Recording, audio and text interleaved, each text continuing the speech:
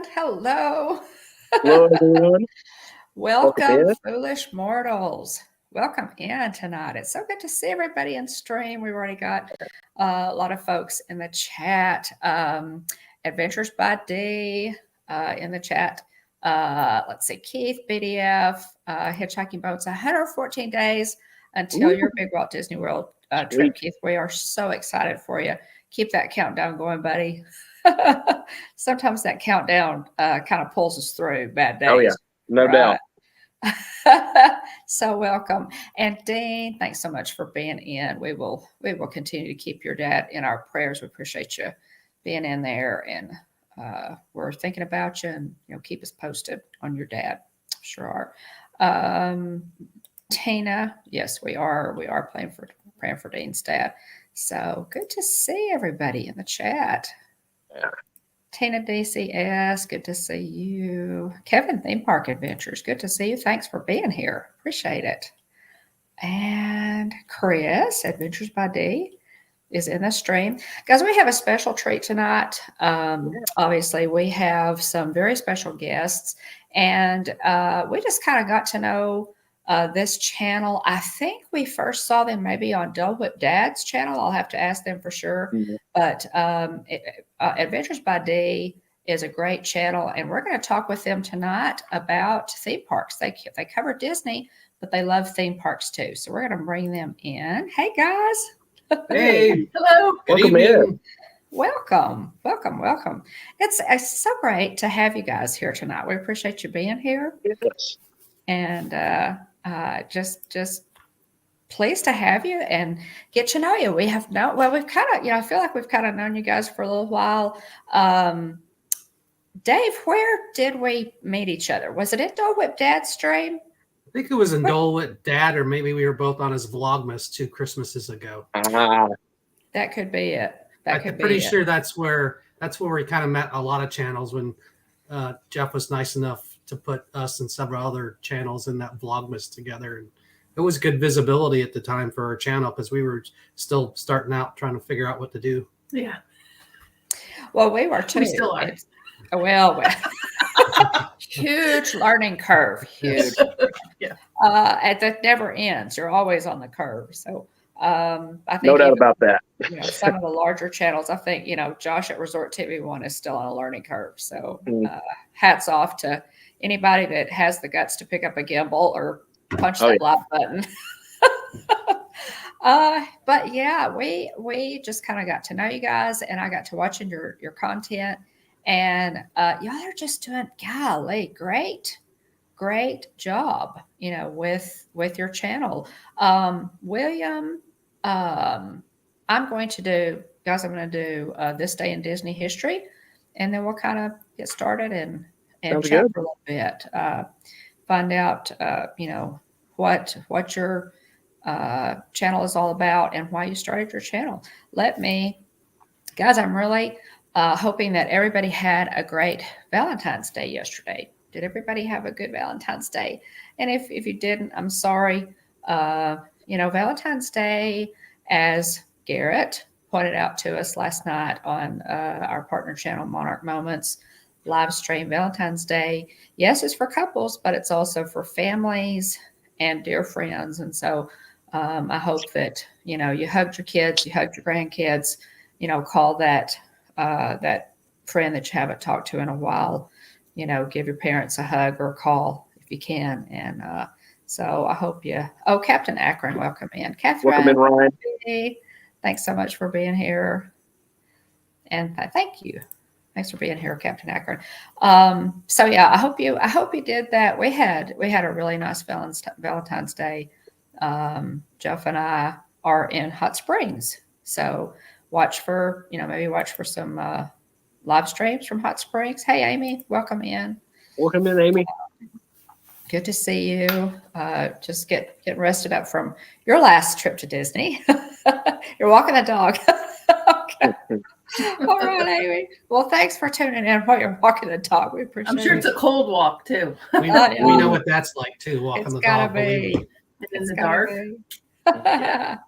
But yeah, we're in Hot Springs. So I'm gonna I'm here for the rest of the week. Jeff has to go back to work on Thursday, but I'm here for the rest of the week. So make sure you're subscribed. You've got that bell rung for live streams. May do some pop-up live streams towards the end of the week. But I do hope everybody had a really good Valentine's Day. Let's do this day in Disney history right quick so we can talk to Adventures by Dee.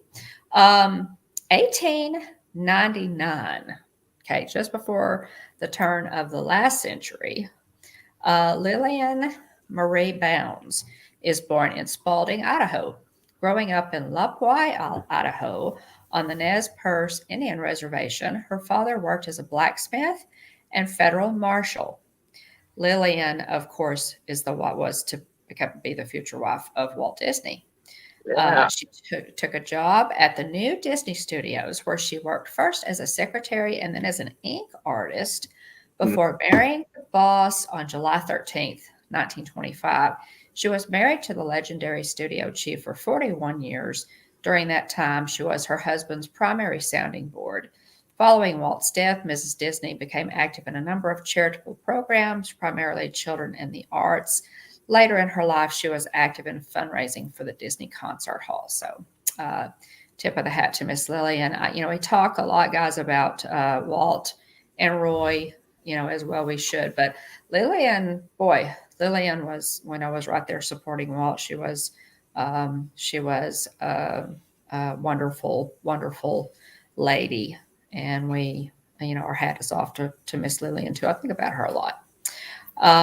1927 comedy veteran Harvey Corman. Oh, my goodness. One of the best, one of the great comedians, is born in Chicago, Illinois. His Disney credits include an episode of Buzz Lightyear of Star Command, the live-action feature Herbie Goes Bananas, the television serials The Adventures of Gallagher, and the two-part Emil and the Detectives, and an episode of the animated Hercules series. Interesting. In 1989, he co-starred in the short-lived Touchstone TV sitcom The Nut House, which I had never heard of. I may have to look that one up. And of course, we know him best probably from the Carol Burnett Show. Yep. Which my sister and I never missed that, guys. But when we were younger, we never missed the Carol Burnett Show. It was absolutely fantastic. Longtime member of her talented cast. Flintstones fans recall Corman as the voice of the Great Gazoo. Remember that? Remember the Great Gazoo? That's funny. He's a little Martian guy that floated around, right? He was. That was, yeah. He was the Great Gazoo, yeah. And oh my goodness, who could forget him in Blazing Saddles? Oh my gracious, classic. Loved him in that. 1948 Academy Award nominations are announced, with Disney receiving 4: Song of the South, Best Music, Scoring of a Musical Picture, Zippity Doo Dah from the film Song of the South, Best Music, Song Pluto's Blue Note, and Chippendale. Best Short Subjects, Cartoons. The 20th Academy Awards will take place at the Shrine Auditorium in Los Angeles, California, March the 20th. Sorry, I was looking up Harvey Corman in Blazing Saddles, and he was Hedley Lamar. Yeah. Very, very, very funny character. Yeah. I was trying to put a face to a name, and so very, very, very funny individual. Oh yeah. Yeah, he's just fantastic. He and Tim Conway together were gold. I mean, just absolute comedic gold. 1950, Disney's animated feature film Cinderella is released this day in 1950. Pretty cool. The 12th in the Walt Disney Animated Classic series, but overall the 16th feature film to be released. It's based on the fairy tale Cinderella by Charles Perrault. When Cinderella's wicked stepmother, Lady Tremaine, prevents her from attending the royal ball, she gets some unexpected help from the lovable mice, Gus and Jacques, and from her family, from her fairy godmother. So that's pretty cool little anniversary there. So happy birthday to Cinderella. It's a great animated Disney classic. It's happened to have her within arm's reach here. Oh, there you go. Cool. Yeah. 1989. Oh my goodness. I These dates just sometimes sneak up on you. 1989, Who Framed Roger Rabbit is nominated for 6 Academy Awards. Winners will be announced March 27th, although not associated with Disney at this time. Pixar's Tiny Toy is nominated for Best Short Film. So there were 2 in 1989, but there's Who Framed Roger Rabbit. Tiny Toy's the little marching band guy, isn't it? With the bass drum and everything. I don't know. I think so. Probably. Yeah. It sounds familiar. Yeah. And then in 2002, wow, here's another one that kind of sneaks up on you. The Sixth Sense, released by Disney's Touchstone Pictures, is nominated for 4 Academy Awards. So, pretty cool out there with some of those. Normally, guys, Disney normally has some kind of representation at the Oscars. So many of their films have won Oscars. I think Walt actually had a collection of them. So, hats off to Disney Studios for those. Okay, guys, tell us a little bit about yourselves, Kris and Dean. First of all, anything that you want to share with us personally, and then tell us kind of your connection to Disney. Most people have a Disney story, something, I went to the parks when I was young, or, what is it that, or is it another theme park to you? Because you guys are a theme park channel. Tell us a little bit about yourselves. Go ahead. Tell us something personally, Kris. I grew up in Miami, so we went to Disney World often. And so at the time, I remember just the Magic Kingdom when it was just the Magic Kingdom. And then when Epcot came about, I remember being a kid and going to Epcot and being extremely bored because everything was just a 360 movie and there were no seats. I remember that. Like, Epcot today isn't what Epcot started, and people are very fond of the original Epcot. The original Epcot to me was hot with a lot of movie screens, and being I don't know how old I was at the time, probably have to do the math. It was interesting. It was boring. It was like, I don't remember the rides. I'm sure there were some there, but I remember the screens. So I grew up in Indiana, so it was an escape to go to Florida. Any excuse to go to Florida, well, I was there to get out of the weather, especially in the wintertime.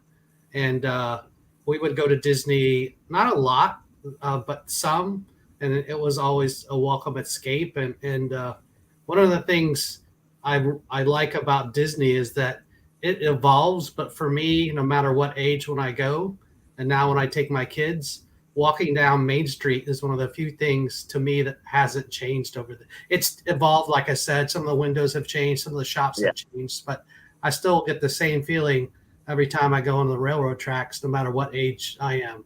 Yeah. I guess the other thing too, and I thought about what makes Disney specials, I think it's the freedom, not just getting out of the Indiana winter, but it's probably one of the first places myself and my siblings were allowed to run around by ourselves without our parents.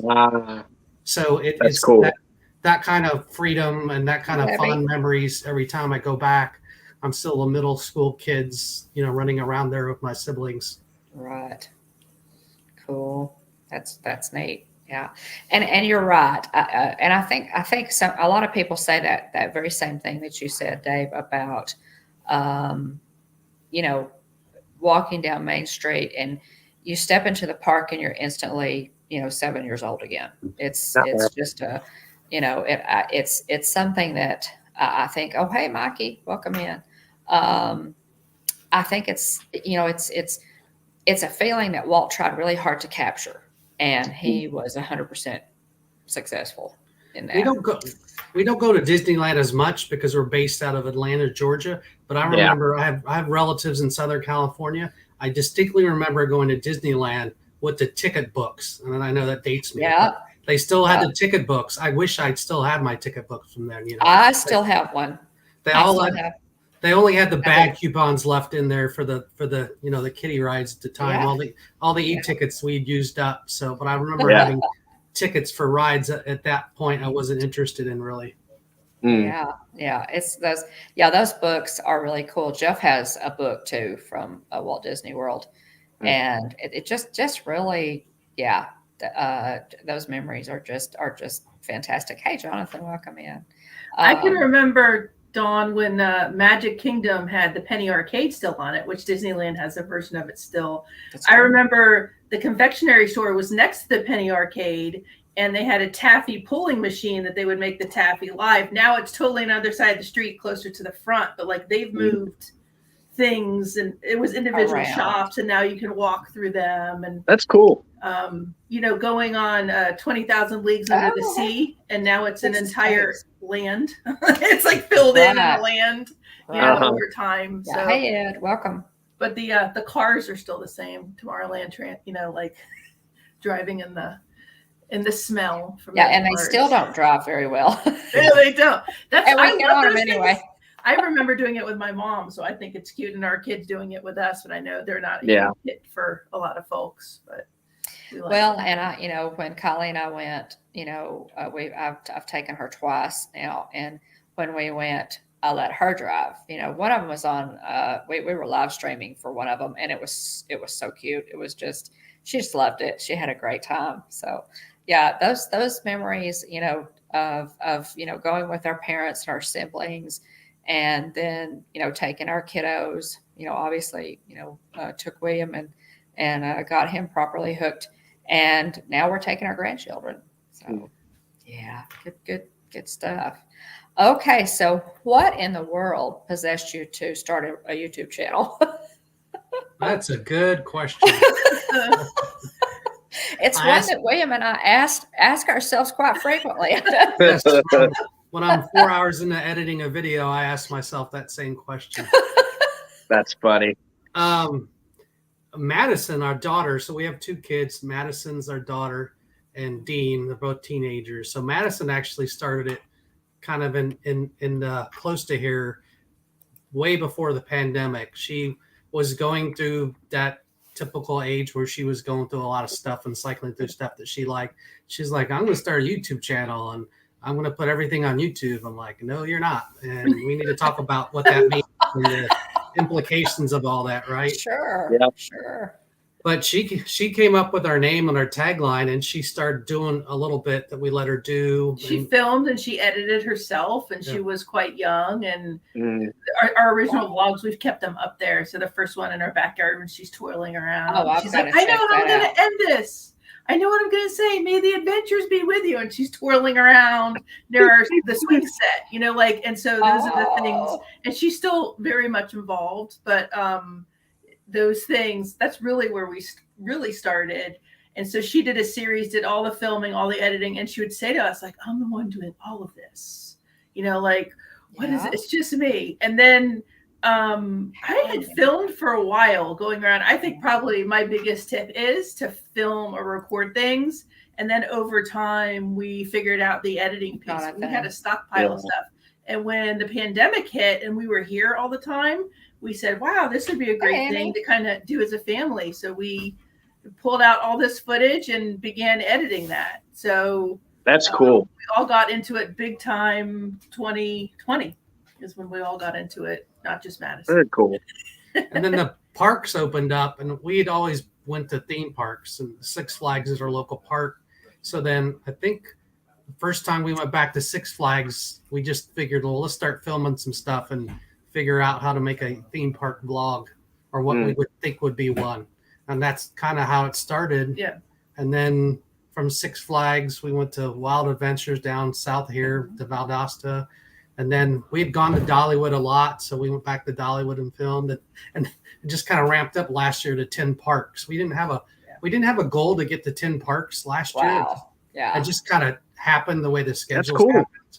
Yeah. I mean, we have full-time non-YouTube jobs, so it's not an unlimited budget, unlimited time, right? And the kids are in school, so. But it's fun, and it's something that everybody's involved in. Dean's, as you know, he's been on your Boba Fett streams. Dean's in the Fish Funkos and Star Wars. So if there's any And we have a huge world-class aquarium downtown here in Atlanta. So you should say fish, Funkos, and Fets, maybe something like 2 or 3. There you go. There you go. So nobody's forced to be in a vlog. Everybody They has their choose. own little Yeah. niche. And normally if it's a theme park, especially Disney or Universal, everybody's all in filming everything. So And the kids do a lot of their own vlogs. So if we go to Universal, they'll actually film their own thing and edit it. So they want to Nice. Yeah. do that stuff. That's So cool. and we live in Atlanta, so we tend to do stuff also around the city of Atlanta. Six Flags Over Georgia being one of those things, but we're covering a lot of stuff around here. Yeah. Well, you have you kind of live in a good central location to cover a lot of different theme parks, guys. And my husband, Jeff and I are originally from Tennessee, and we went to Six Flags Over Georgia a lot. That was kind of our school trip, or Opryland, and in Tennessee. And so, watching some of your Six Flags Over Georgia streams is really nostalgic for us. It's like, oh gosh, we gotta go again. Sometimes the last time we were there, I think, was his senior trip in high school. So anyway, it's pretty cool. And so do y'all, how do y'all, is this just kind of, let's do this, let's do that? Do you kind of plan out, your trips to the parks, or how do you planned? do it? We have a master calendar.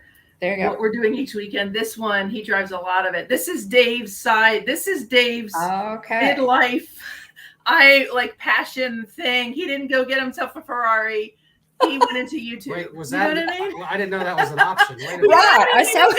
Back up a second.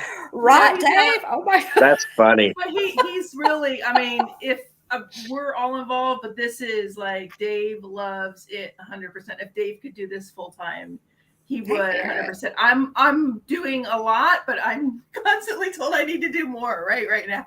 So he's very, very into, we have a master schedule and what we're doing and what we have planned and what we can budget for and all those things. I mean, it's we have a Google Calendar, and obviously I kind of know what parks we wanted to cover, although we're going to try to do some newer parks this year, like Carowinds, which is probably the closest major park we haven't been to yet. So, and we'll still cover Six Flags and Wild Adventures. It's just, if you're going to do it and do it right, a little bit of planning, and then, you have to get your equipment there and have a plan of what you're going to shoot. And there are some times, especially when we go to Disney, where we don't vlog. And there's some times we go to Universal where we don't vlog and try to enjoy it. I mean, I did Boo Bash last year, and I spent 3 hours covering everything possible that I could cover. And I think I got most of it. But when I ended the stream, I told Kris, wow, I didn't write anything. She's like, that's because you were vlogging the whole time. Right. So it is a different experience. And I know some of the vloggers down in Orlando vlog 2 or 4 times a week, whatever. But I do think if you're going to go down there and vlog and see things through the lens, you lose a little bit of the magic because you're just not really enjoying the park. So and we take the perspective, we're doing a channel that we like to watch. So meaning Dave really probably got us into YouTube in that he would research things like hotels to stay in, places to go, and he'll go watch a video. We were going to Disneyland. What off-property hotel, good neighbor hotel should we stay at? Let's watch 100 videos and figure out which one. And so that's our litmus test of what we create is we're going to go somewhere. We're going to tell you how much it costs. We're going to tell you what you maybe want to do or don't want to do. We're going to show you the experience. Be as honest as we can without being negative. I guess, we'll share with you stuff, but so that you have a good time watching it. But that tends to be a lot of it's informational, a lot of the stuff that we cover, and we have a good time doing it too. Definitely gotten to places we wouldn't have gone, maybe. And then we're going to places that we have gone, but we hadn't videoed, so we're going back to show you. Well, I love that. I love that you guys that it's kind of a family effort. That's kind of how we do it too. We just sort of all, Jillian contributes when she can. We all, throw things in when we can. Short here, video there. So I love that. That y'all, it's kind of a family effort. I think that's really cool. And you know, So question from the chat there for y'all from Catherine. So we've done 3 vlogs. I'm going to attempt to do a live stream on Sunday morning. I don't have the thumbnail up yet, but the Georgia Aquarium. The Georgia Aquarium, yeah, it's in downtown. It's one of the largest. It's a little bit of history. Our son Dean is a huge animal and marine lover, and my sister got us season passes to the Georgia Aquarium when the Georgia Aquarium was around like its 2nd year, and Dean was like a year or 2 old, and so we have gone. We haven't renewed the season passes every year because it's expensive to go, but. If I have gone to the Georgia Aquarium 20 plus times, I have gone, like taken him, gone to different things. And I think we've done 2 or 3 videos from like there. 2 or 3 videos. And we also done a vlog Dean and I did at the Tennessee Aquarium in Chattanooga. Which is a phenomenal aquarium. And Dean and I last summer did the Florida Aquarium, which is pretty good in Tampa. It's down there right at the I haven't done that one. Yeah. It's pretty good. Yeah. Oh, that's neat. Now you guys do you've done Dollywood. I'll have to say, and I know, you know, as you kind of learn to vlog, there's 2 things, and I've got all my thoughts are kind of going crazy here. I have learned a lot about how to do vlogging well and not so well, you know, on the other side. But you know, my mother always said, okay, if you want to learn how to do something, find somebody who does it really well and do what they do, right? So good advice. Your vlogs are well organized, and I love the progression, and you know that you point out, you know, things, and so you do a good job. You just do a really good job when you go into parks of covering things, food, you know, just you know, things at the park, not just the rides, but y'all are just you really kind of, and I'm sure that you can look back at your older videos and go, oh, we're better now, right? Well, we try to take a family perspective because in a lot of parks you can't film on the rides. So I go to Busch Gardens and SeaWorld, we have a GoPro, and that's awesome footage. But most parts you can't film on the rides. I guess in Disney you can too, but Universal you can't. Yeah. Some of the Six Flags parks you can't. Dollywood you can't. So we try to, you know, show a family perspective. What do we spend on the ticket? Did we buy the fast pass or the quick queue? Was that worth it? Did we get a dining pass? Did we eat quick serve or sit down? Was that worth it? You know, I spent a day at Dollywood. What can you get done in a day at Dollywood? And here's what we did, whether, you know, and here's what was worth it. If you stay at her hotel, Dreammore, what is that like? And is it worth it? And staying at Dreammore and going to Dollywood, and what's that like? That was actually a lot of fun. Last year we did Dollywood every season. The only season we did not get to was Halloween. Right. But we did opening. They had a food festival in the spring. They had a summer nights thing with drones. It was amazing. We got there for Christmas. You got there for Christmas like a year ago. And I feel like we did one other. Both of us took Madison several times, and then you and I went together. I couldn't go anymore. You know, my doctor sent my yearly physical, any more cinnamon bread from there, and it wasn't going to be good. So it's a great park. Now, do y'all have annual passes to different? What do y'all? So we rotate them through. We don't have them for Disney, but if you're going to go to multiple parks, and we had them for Dollywood, those just lapsed. We decided not to renew that one. So now we have them. We always have them for Six Flags, our home park. Yeah. And now we were just a Universal pass holder. We just got those in October when we went for Halloween Horror Nights. So we did we did Universal. We let Dollywood. We may start it again, but because we did so much last year, we're like, let's try some other parks and put the money towards like Carowinds and North Carolina. People may or may not know it, and we haven't been yet, so that'll be one. We'll come to Universal, and then there's probably some others on the tap, putting that money towards some other things. And we try to cost it, like if we're going to go again, how many times are we going to go? You know, what are we going to do? That sort of stuff. So that's a science unto itself. If you're doing multiple parks, like what's your budget, and does a yearly pass make sense? Right. Yeah. Well, and that's, when you're trying to give information, and William and I try, as best we can to give as much information as we can, because people do, before they take a vacation, and many times they will watch vlogs for information. It's a great way, to find out stuff before you take a trip. Should I do this? Should I do that? So I think you guys are good at doing that in your vlogs, giving that important information. And it's just a good, YouTube is a great resource for that. It really is. Somebody mentioned Michigan Adventures. I'd love to go up there. I think Pam. Yeah, that was Pam. Pam. So we did make it to Indiana. We went to Holiday World, which has some world-class wooden coasters, 3 of them.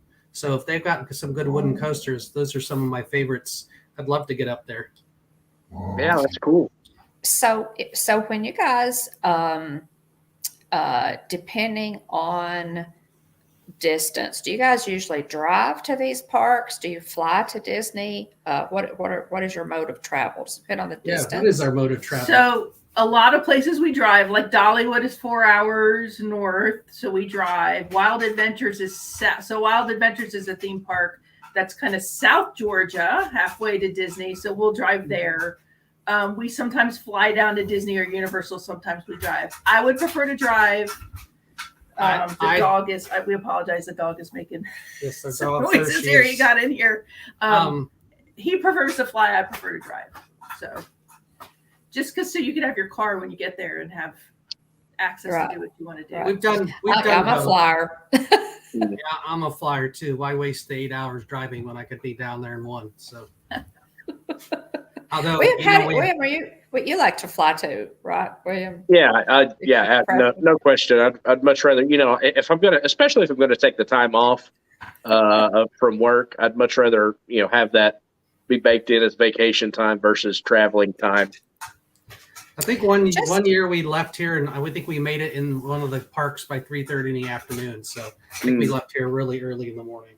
Yeah. Yeah, I did want to tell everybody, I should have mentioned this at the beginning of the stream, and our ghost host moderators are dropping links to Adventures by Day on social media, but it's also, all of their links are in the description of this video. So follow them on social media, check the description of the video, or, the links, as I said, that our ghost hosts are dropping in the chat to check out really great content. What year did you guys start your channel? Madison started in 2018, but we really started when the pandemic I'm with started. Danielle. She says, put me on a plane any day. Sorry, Danielle. That's okay. Madison started up in 2018. We really got more involved in probably 2020. Yeah. Excuse me a second. The dog is. Hershey loves whenever the red light is on, he likes to come by. Yes, he pushes his way in and. Like a kid. Yes. That's so funny. Yes. We're telling the kids, please come get the dog. We'll see if anybody responds. Well, do you have any tips for traveling? Like, especially, if all the blip happened and, some of the parks are requiring masks, that sort of thing. Do you have any tips for traveling to theme parks? I mean, for me, one of the first things is figure out if where you want to go has a reservation system to get in, because many of them do, some don't, but there's a lot of places we've gone to, like Dollywood has a reservation system. And so depending on their capacity, they may or may not have let you in. So we had to book sometimes when we were going to go weeks and weeks ahead of time to be able to make sure that we could get in. Thanks for being here, buddy. Probably more don't, Disney obviously has a reservation system, right? That's one that probably the most predominant one.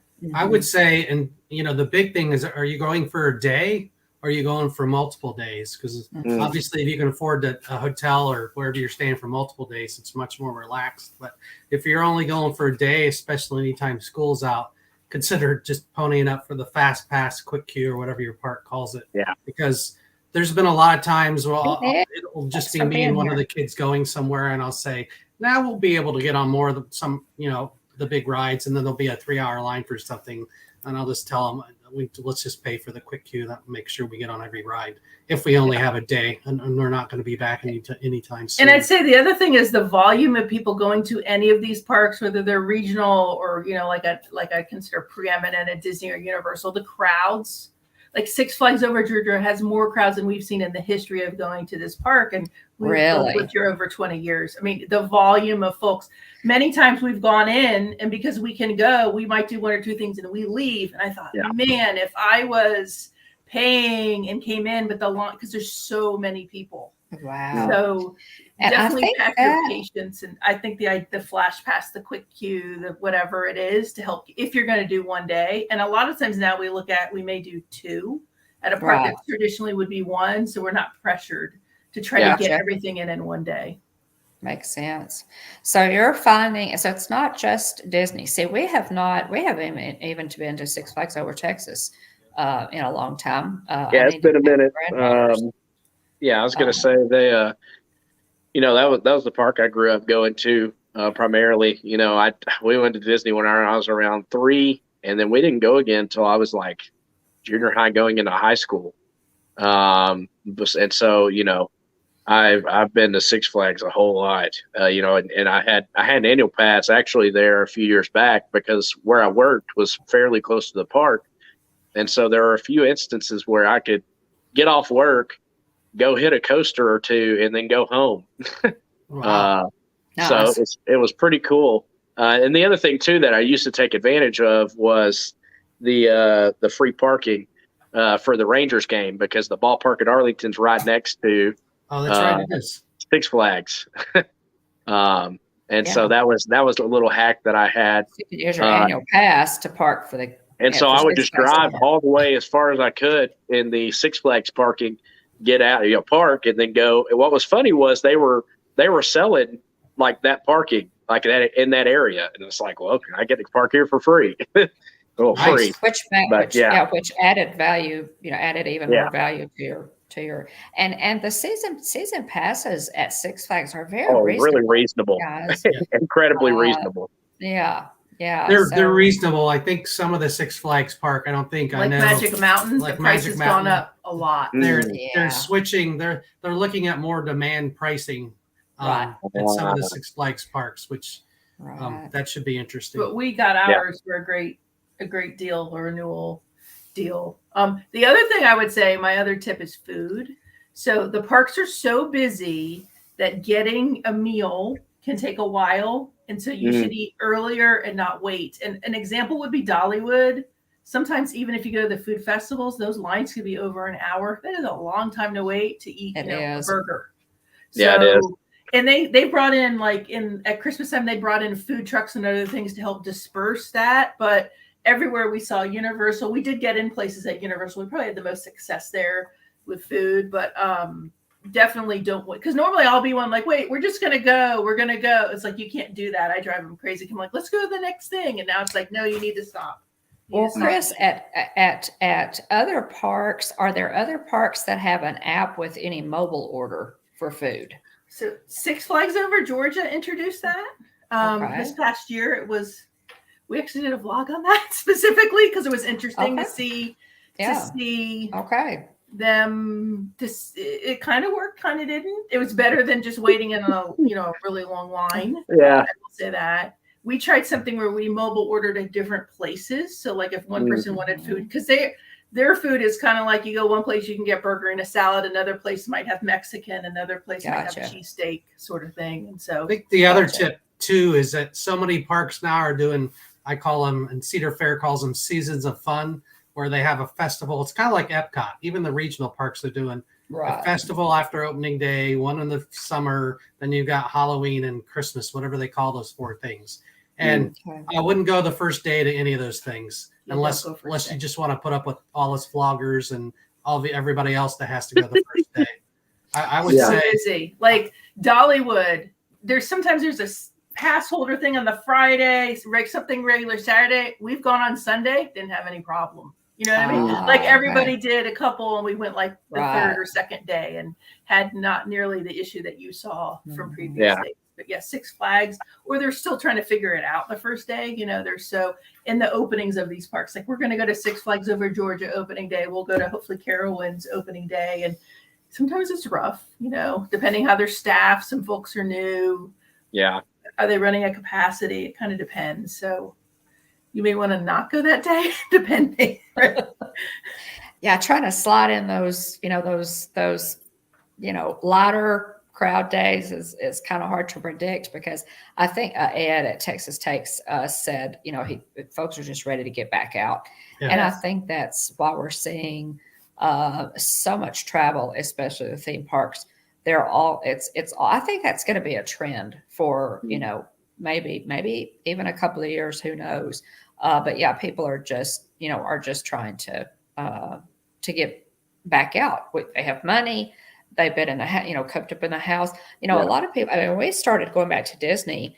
I went with Kylie last April, and I did it because the crowds were low. I took her, at that time, because the crowds were low. But a lot of people haven't been. They've been cooped up, and they're just now getting out. They want to, and I think that's why so many of the theme parks are busy. Ed also said Six Flags. Six Flags Over Texas, Ed, has mobile ordering. That's good to know. That's interesting. You need to look into that. Brian says they're calling it revenge travel. So that could be yeah. And I know, Don, one thing you brought up was masks. So like the biggest breaking news today, right, is that Disney, and both Disneyland and Disney World, they're making it optional for indoor and outdoor masks starting the 17th or 18th of February, or whatever the date is. How we've approached that is you do what's comfortable for you. Yes. So we tend to, I wear mine. Most places go indoors, sometimes outdoors. Like we went to Halloween Horror Nights, there's a million people. I was wearing one so that I was comfortable myself being there. Most people didn't, right? So you just kind of do what works for you so that you feel comfortable going and doing the things, whatever it is that you want to do, So that's how we've more or less navigated it. And we did a haunted house for Valentine's this past weekend. Dave took me to I love haunted houses and Halloween. Okay, now we stayed in a line. We buffered ourselves in the line a little bit, right? So we weren't too close to the people in front of us. And so, I mean, it's just kind of how you want to maneuver it. Yeah. So. Okay, now this whole haunted house thing. What's the name of the haunted house that you guys went to for Valentine's Day? I think that is really cool, by the way. We went to one in Canton, Georgia, which is northwest of the city of Atlanta. It's called Paranoia. And we were telling Don earlier, in Atlanta for Valentine's, there's about 4 major haunted house places, and 3 of them were doing Valentine's. That is so funny. So it was kind of like, which one? And so we went to one we had not been, and it was quite terrifying. And they paced you, so you went in just with your group. So it was Dave and me and our daughter Madison. She went, and it was very scary. And it was dark. They shut the lights out, gave you a teeny lantern, and set you on your way. Yeah, that's the latest video we have on the channel. Yeah, we put up. And then we've also been. Also been to Netherworld, which is another haunted house here. Haunted house. I was going to say that thumbnail is very. It grabs you. Glad to know that. Okay, so there is a vlog. Well, you guys have a vlog up on the haunted house that you went to yesterday? We do. For this one. Oh, gosh, we'll have to look. So we didn't film inside the house because they said it's so dark. Don't, right? So we said, great. And then they actually said they're going to do something in the summer. So they're going to be open. They're figuring out there's a demand. So we're going to go back. But what we do is we film audio on our watch. Okay. And so you hear what's happening, but I don't have video to go with it. I do this at Netherworld. I do this at Halloween Horror Nights. Okay. Some of our Halloween vlogs, haunted house things, if you go, it's a different experience. You're listening. It's only a few seconds of different pieces, but you kind of hear what's happening and you imagine. Right. So it doesn't ruin the experience. The whole for you. Alfred Hitchcock approach, right? Yes. Right. You can go and enjoy it just the same. You're not going to have any idea, but it is terrifying. I can't do it. It messes with my head too much. So I can't do it. Some people don't like those vlogs. Other people's love them. So you're usually in one camp or the other. I mean, we do Boo Bash and the Disney. I mean, at Halloween, what we do the pumpkin events. That's what I call them. And then we also do HHN the times we go in the haunted houses. So there's something for both camps there. Yeah, the Haunted Mansion is about as scary as William Goes, I think. I've watched some of the Hollywood horror night stuff, like just from things I was kind of interested in, like like they had a Stranger Thing house a while back. Yes.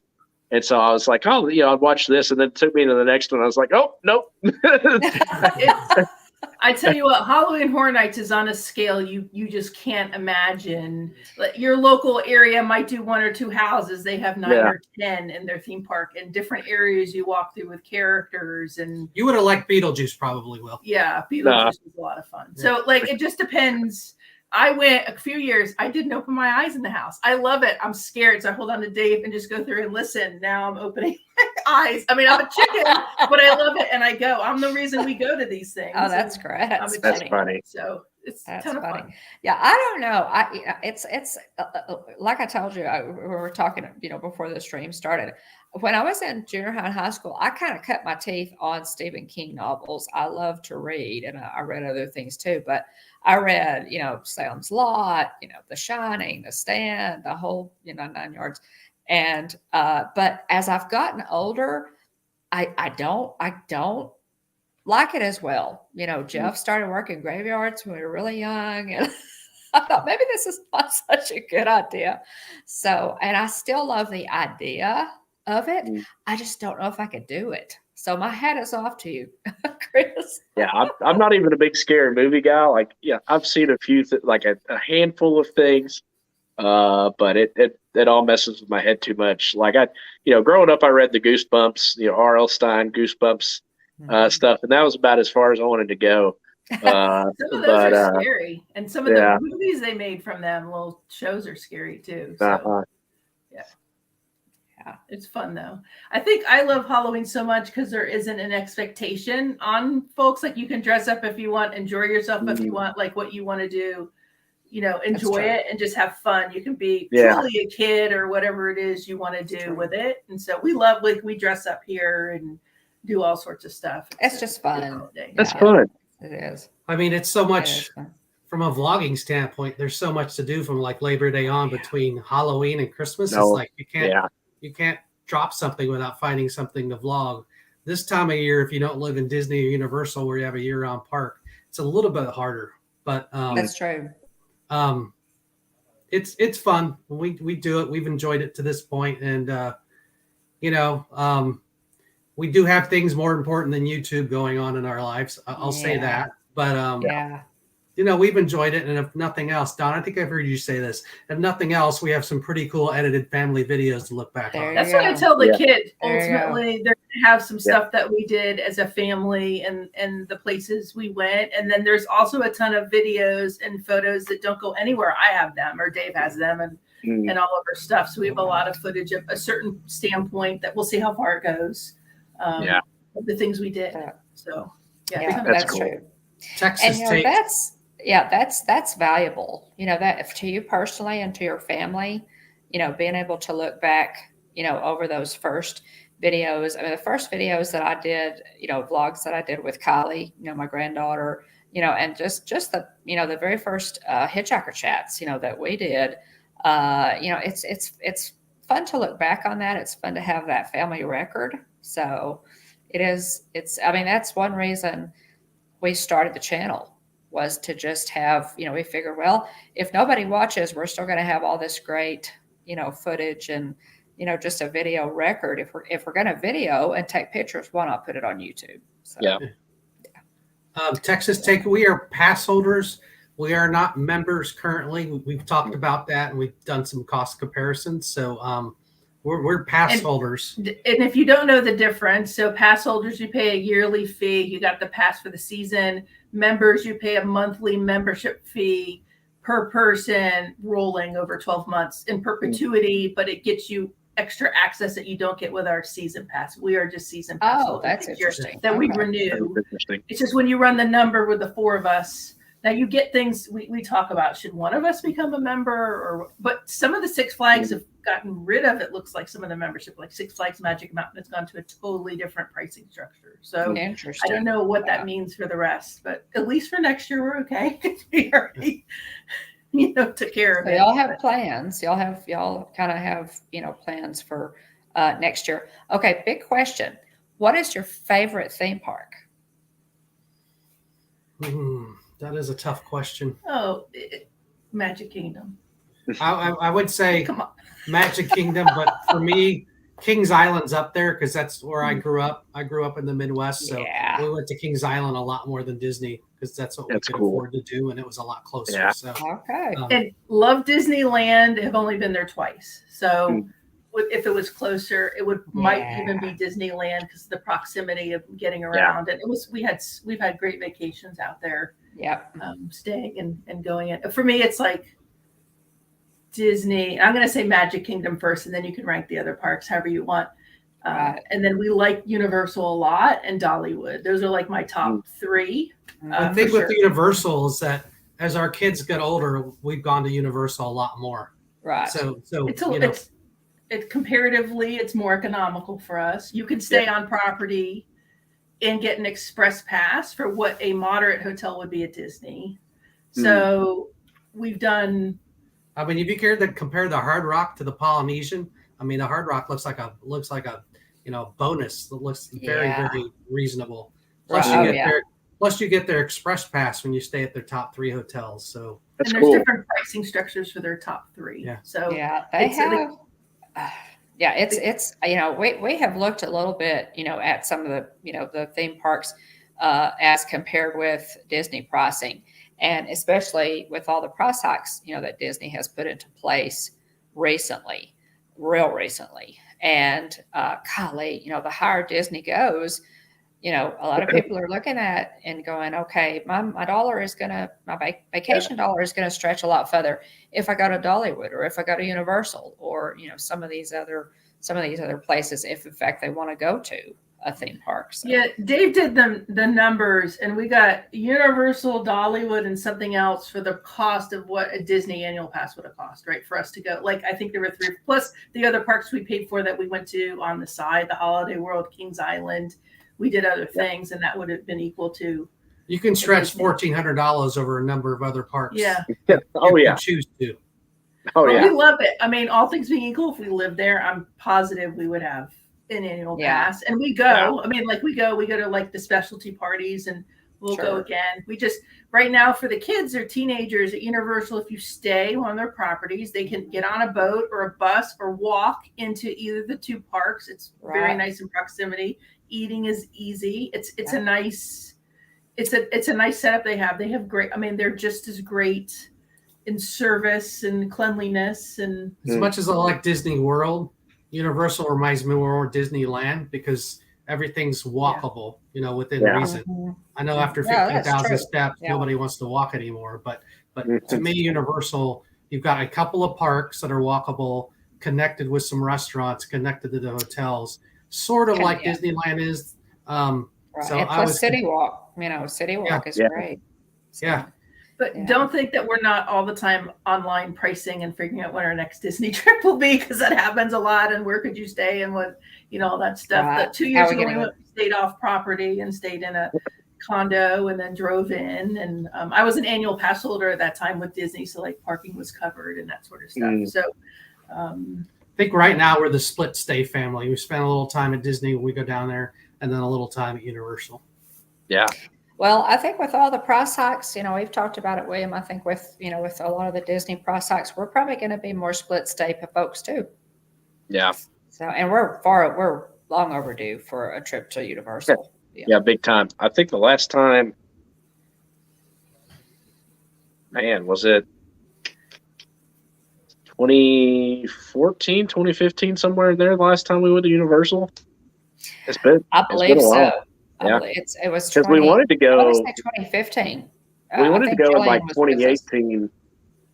I was going to say we wanted to go in 2018, but we were all just worn out from the trip. We didn't make it on that. We were, It was too many park days. Universal's tough because if you're going to do it, you almost need a pass to both parks. You can ride the Hogwarts Express, and if you're into Harry Potter, so you can see the 2 Harry Potter lands, and so they got you. Because if you go for one day, it's a lot of money.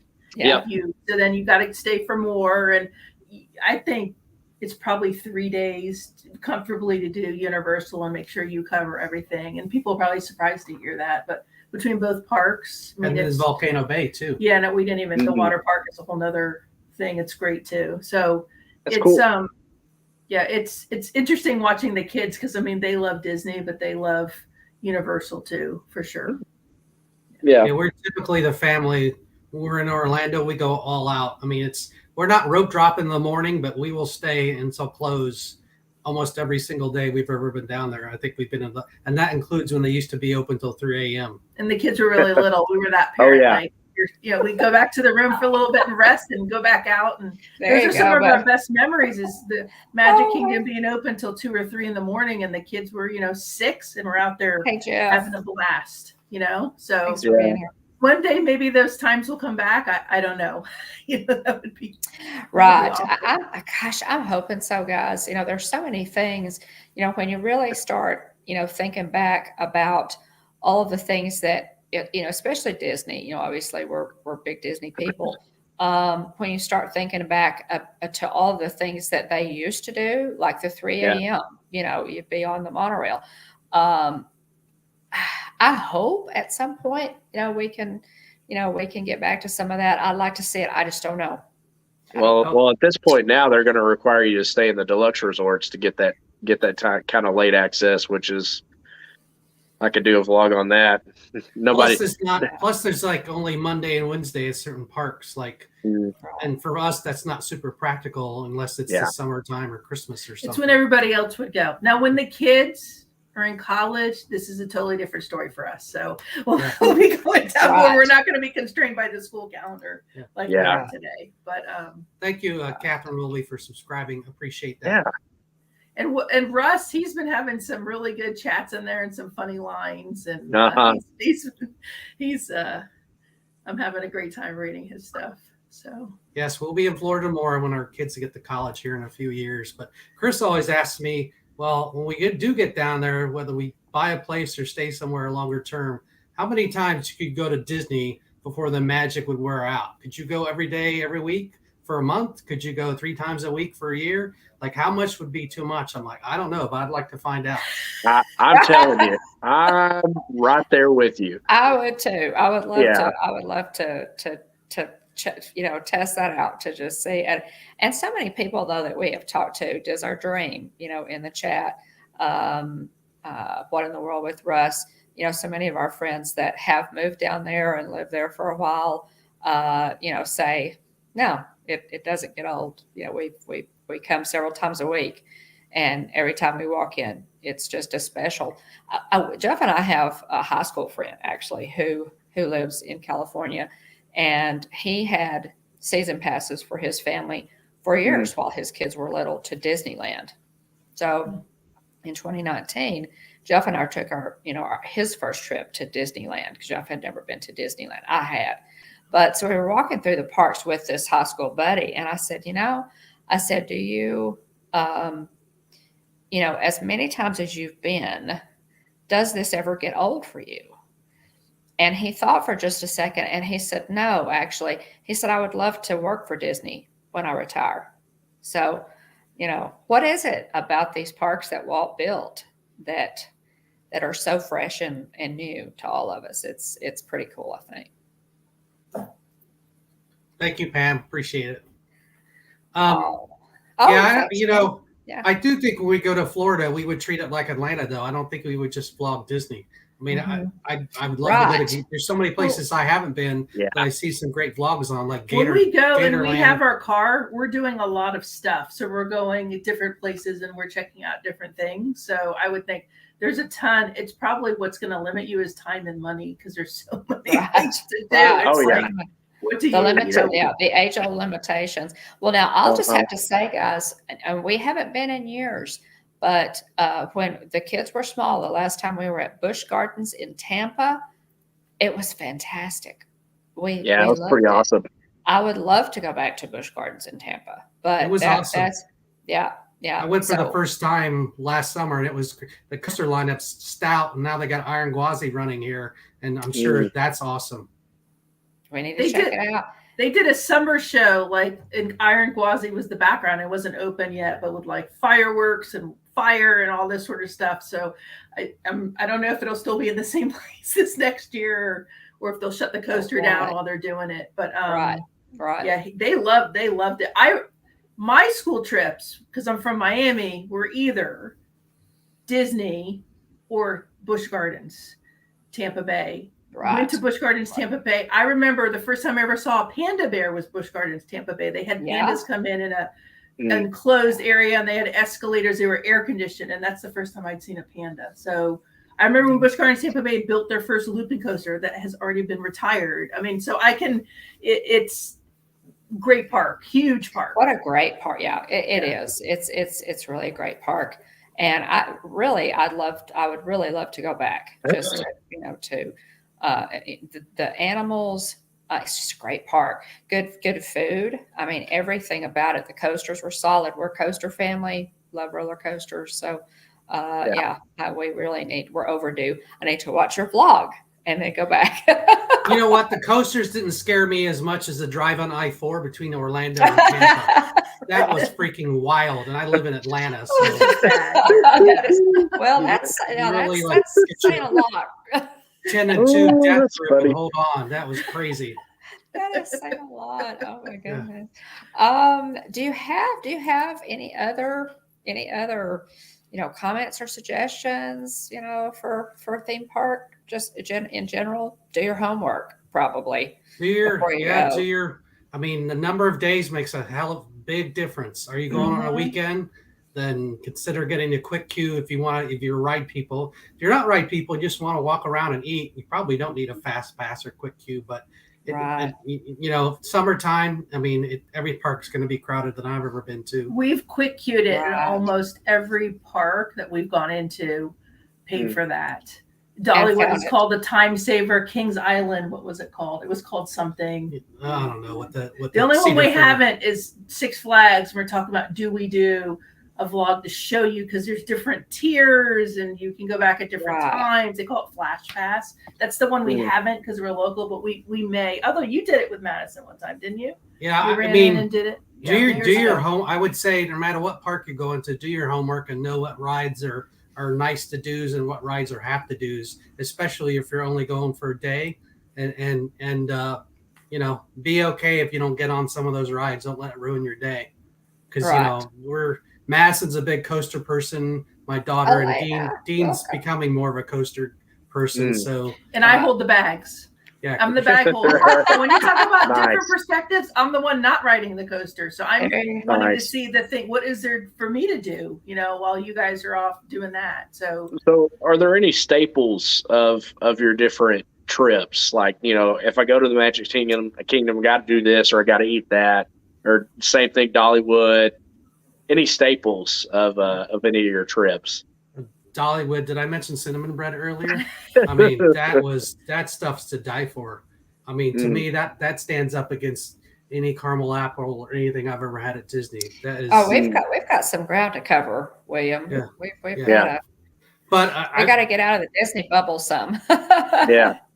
I would say Disney, she's all into the caramel apples. She lives with the caramel apples. Yeah, so like the one that has them Mickey ears that are marshmallows. Like if I can have one snack, I want that. It lasts for days, or you cut it up. I try to replicate. I make caramel. We go apple picking here, and I make candy and caramel apples from scratch. And I've tried to replicate. I've watched the videos and I can't get the recipe. I can't get the chocolate right. There's something they do that is just phenomenal. Yeah. So you go for the chocolate ones. Okay. For me, I love them, but I've never had a Disney caramel apple. Oh my gosh. I've never bought one. So because it's caramel and then it's the chocolate on top. So they dip the base is caramel and then there's candy, whatever version. So and they'll cut it for you. I'm assuming they still do. They may not. Yeah. But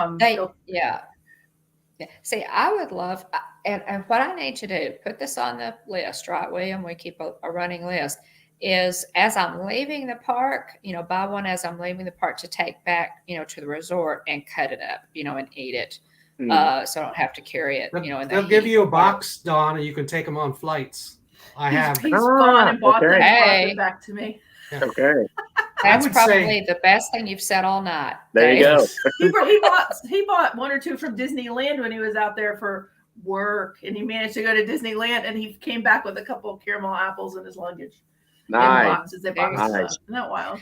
I love to, we just started doing that, right, William? But Mm. bringing, snacks home. So you have, like when we were in Hawaii and we stayed at Aulani, I brought home some cookies and some snacks and I ate one on the plane. It was like, okay, it's because it's so hard to leave, right? It's so hard to let go of it. And when you bring those snacks home, William brought me some sour balls from, some Goofy's Candy Company. Ooh, That's Dave's yeah. favorite, the Goofy sour balls. I like the Goofy sour balls, but my favorite treat in the parks is probably the peanut butter and jelly shake at 50's prime time. It's pretty good. It's pretty good. One of my favorites. Yes, it stands up.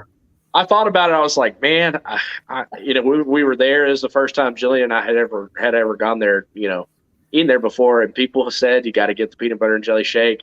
And so I was like, you know what, I'm going to give it a go. And Jillian ended up liking it more than she thought she would. And I thought it was very good. It's a lot of shake too. Yeah. So Mike, Dave did order for Christmas for our family from Main Street Treats, and they he got us 2 apples and some Rice Krispie treats that came to the house. So they're great. Just hold the phone here. It's Disney Connections with an X, Disney Connections, that channel. They own Main Street Treats. And so they've moved to Orlando and they do that. So they have a bunch of different boxes between Universal and Disney, and great guys. Oh gosh, There we go. Yeah, goodness. Thanks. So we were talking about it a minute ago, seeing how often we could go before kind of hitting our limit per se. And I ended up I'd remembered this guy hit a milestone, but his streak was ended. So he went to Disneyland. His name is Jeff. This is per the OC Register. But this article is from March 17, 2020. His streak got to 2,995 days. Wow. Of visiting Disneyland before the park closure. That went in and walked or something. There was a guy that did that every single. Yeah, I can't even imagine. It says he used it as a gym, but he went for 2,995 days. Before they hit that coronavirus COVID-19 closure. That is. And I would like to pursue that record. Imagine now he has to make reservations. He wouldn't be able to get in probably every day. Poor guy. Yeah, that's a good point. Those days. And I was thinking, if I lived a local, my favorite park right now is Magic Kingdom. If I was local, I don't know if it still would be, because you have to go to the TTC and take 30 minutes to get. It might end up being another park, because I always think about that when it's part of the experience for me getting on the monorail or the boat. But being local and doing it all the time, I don't know if that extra parking, commuting to get to where you want to go, if it would wear on you. We like to start every Disney trip with a great monorail versus boat debate. So what do you guys choose? Do you have a go-to? Do you like monorail or the boat, the ferry? You want to answer that, William, how we do it? So we usually take the monorail in and then the ferry boat out. It's whenever we stay off property, that's what we would do.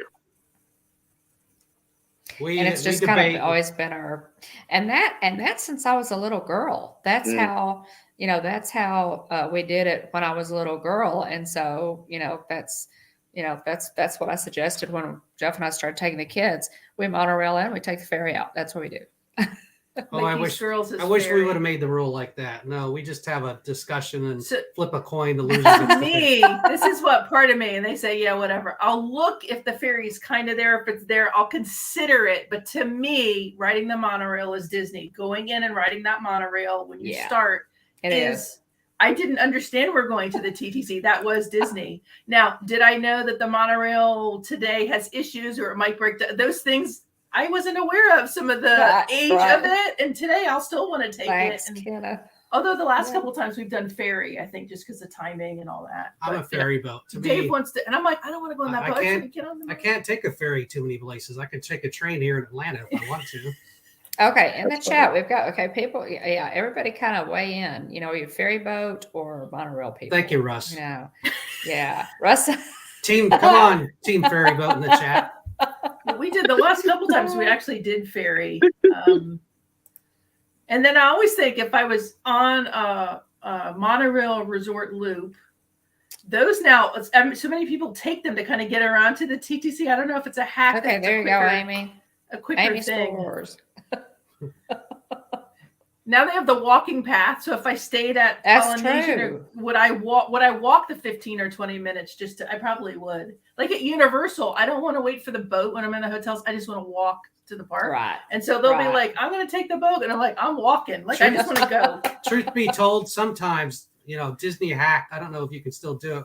We would take Uber to Contemporary, then walk through the much shorter security line that's on the walk between the Contemporary and the Magic Kingdom. But I don't know if you can anymore. That's years ago. The security guards are pretty strict at the Contemporary, so that's years ago now. So, all right, I just cranked up a poll, I think. Okay. There you go. How do people prefer to get to the Magic Kingdom? Chris, you can't vote. Okay. Okay. All right, and people are already voting. Hold on a second. It was skewed. Ferry boat there. I had to send it the other way. Vote in the poll, guys. Let us know. Ferry boat or monorail? You ferry boat or monorail people? Okay, so far ferry boat is 40%, monorail is 60%. So if numbers are changing, though, numbers keep changing. So. And I guess now sometimes it's the third option of a bus if you get there early in the morning. We saw that some too, but it's like which one? Now we have not stayed at either the Contemporary or the Poly or the Grand Floridian. That's one of our bucket list things, and to be able love to get that. Same here. And Contemporary is probably the one I really want to do, just so I can walk into the Magic Kingdom whenever I wanted. That's probably usually we have stayed the most at the mid-level moderate resorts like Coronado, and then we'd like the Hilton at Bonnet Creek too. Oh yeah, that's really nice. That's a very nice property. Or the Waldorf Astoria costs what a moderate does at Disney. Like if you get it right, so it's not what you think it would. Depending when you get it, if you could book it ahead of time, you might be talking $250 a night for the Waldorf. So, or $300 for Coronado. Like when you price. Yeah. So it just depends. Right. I agree with Jeff because I saw his vlog. These are dreaming those pancakes. Pancake guy, and those pancakes look good. I'm putting that down for the next trip. Yeah, see that's a good plan, Jeff.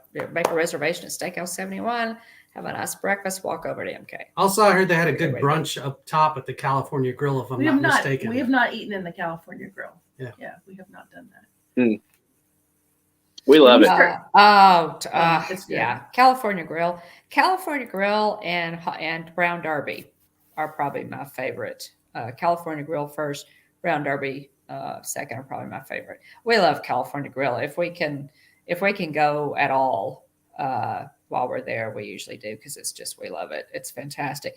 That view. Make your reservation, so that you're there when the fireworks. You can watch them, while you eat, or you can go out onto their great observation deck and watch the fireworks. It's amazing. The view from up there is incredible. It really is. So for us, one of the places is 50s prime time, because what place can you go to where they make your teenage son stand up and sing "I'm a Little Teapot" to the entire restaurant doing the teapot dance? Like teenage boy, like best thing ever. My son will not let me put that in the vlog. But it was so funny. It was so hilarious. Funny, and he was. You'll have to sneak it in at some point. I hope you still have the footage, right? But it was so funny when they made him stand up and do that to everybody. Like the waiters and waitresses are great at 50s prime time. Yeah. The shake's worth going alone, but the cast members in there are awesome. Yeah, it's phenomenal. Yeah. Okay. So Russ, this is our park at Disney Springs. Take a bus all the way to Wilderness Lodge. Take a boat over to MK. Then ride the monorail all the way around the loop to the TTC, and then take a ferry over. My goodness. You forgot a golf cart. You should rent a golf cart. Go to Fort Wilderness. Right. There you go. You've got to get the golf cart in Another there. boat. Russ, that sounds like your next live stream. Yeah.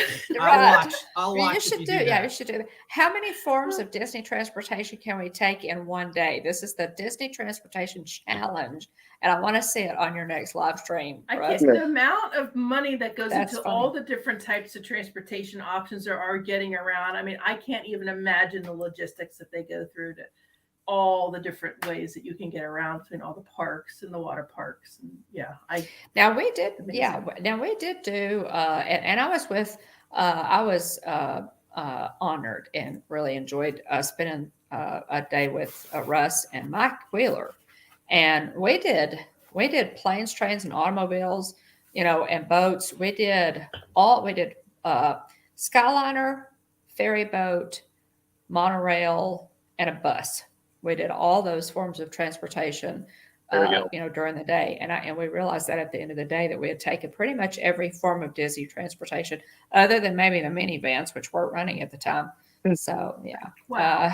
And that's what check Russ out said. Russ's live stream then. yeah, I'm gonna look for that for real and see. We'll go back on your channel and we'll look.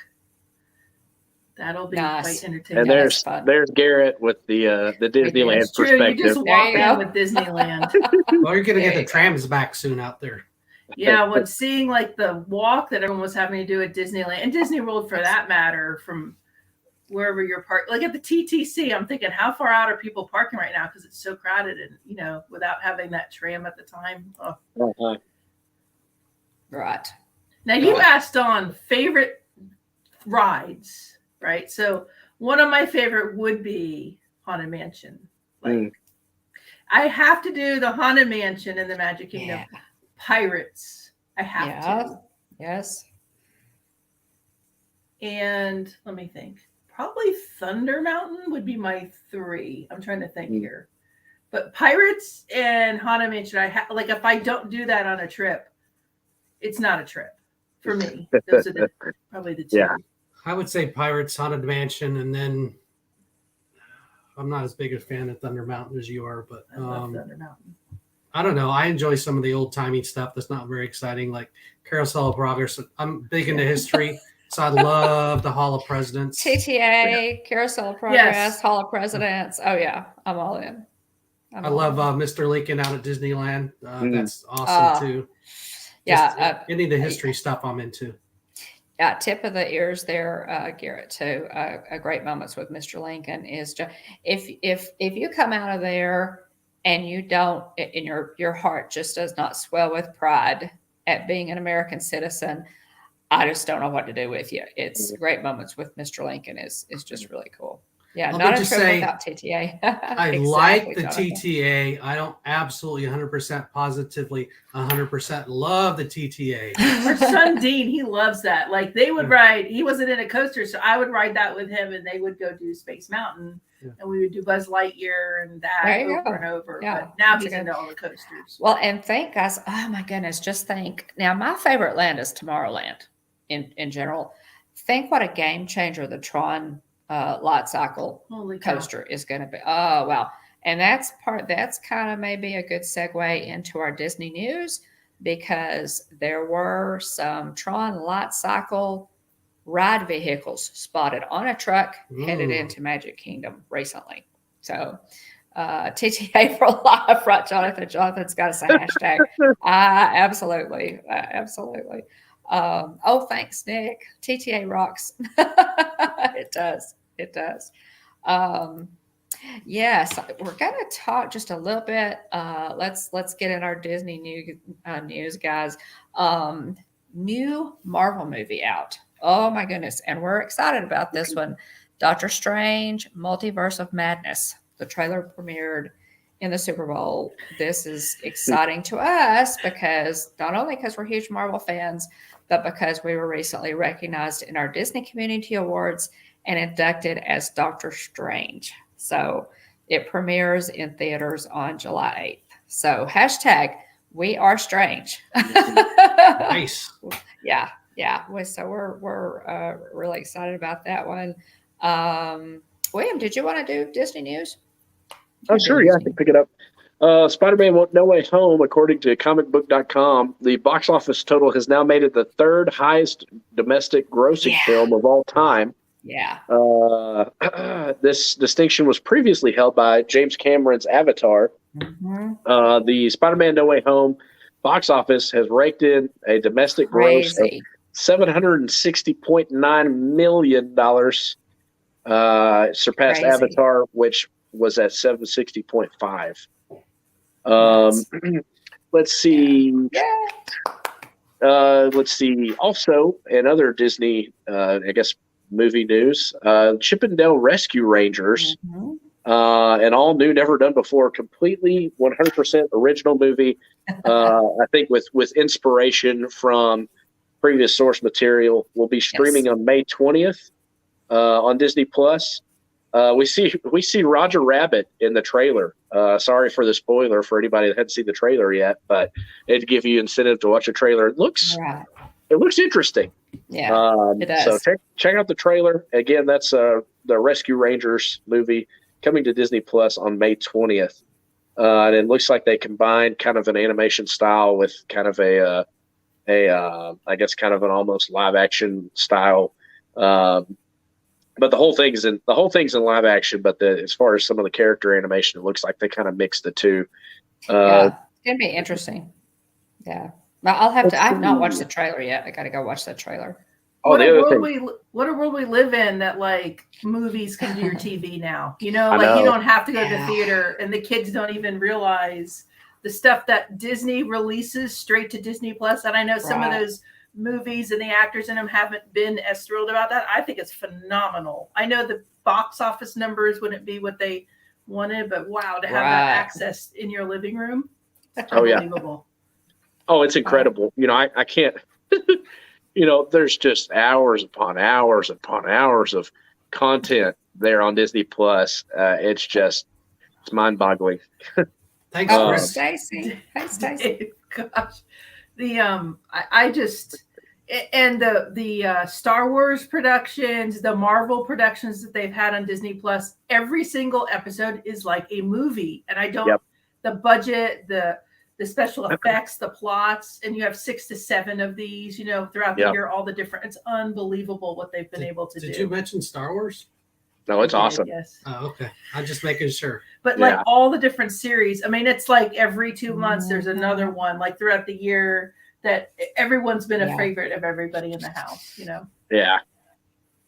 Yeah, it's really cool. And it's fantastic that they, you know, continuously seem to give people a reason to, you know, to stay subbed. They are. Like, our daughter's a little bit more into Marvel, although she watches Star Wars, and our son is the opposite. So all those series, Loki, Marvel, Star Wars, we watch them all. And they're into them. So one's really into it, and then the other one's really like very into it. Clothing, you know, plots, pictures, like all sorts of stuff with the different actors. That's cool. Yeah, that works out really well. Let's see here. Other news. The Lightyear is coming out June 17th. And so looking forward to that one. Obviously, you've got Chris Evans portraying Buzz Lightyear. So it's a movie about the fictional man that inspired the toy that Tim Allen voices in Toy Story. But anyway, so looking forward to that. Hoping it's really good. How could it not be, right? It's got to be great. Yeah, I hope so. I don't know how it just couldn't be, you know. Yeah. So. March 9th is the Disney shareholder meeting. And also the Disney stockholders shared their frustration on Reddit. They're gearing up to vote against Bob Chapek's re-election to the board of directors. So it should be interesting to say the least. Yeah. Everybody with their one share trying to put a vote in against. Yeah. If you're interested in that stockholders meeting, guys, I put a link with the information in the description of the video. If you're interested, if you are a shareholder and you're interested in that shareholders meeting, there is a link in the description below. It's good luck with that though. They're making more money than they almost ever had. So if you're a Well, they shareholder, are, what are you gonna listen to, right? And if they, if they did, even if, for some reason they were successful and he wasn't put on the board of directors, that still doesn't mean he's out as CEO. So, it's, I don't think he's going anywhere, Jonathan. I think you're right. But anyway, the shareholders meeting should be interesting if you're interested. So that's Wednesday, March 9th at 10 o'clock a.m. Pacific. There's a virtual meeting. Mom said she has a link to it. There's going to be a webcast on Disney.com/investors. In parks news, the ever popular Figment popcorn bucket. Mom's not at home, so she doesn't probably. Yeah. I'm assuming you didn't bring Figment with you on the. I didn't bring Figment with me. Now, I know, Ed. I'm sorry.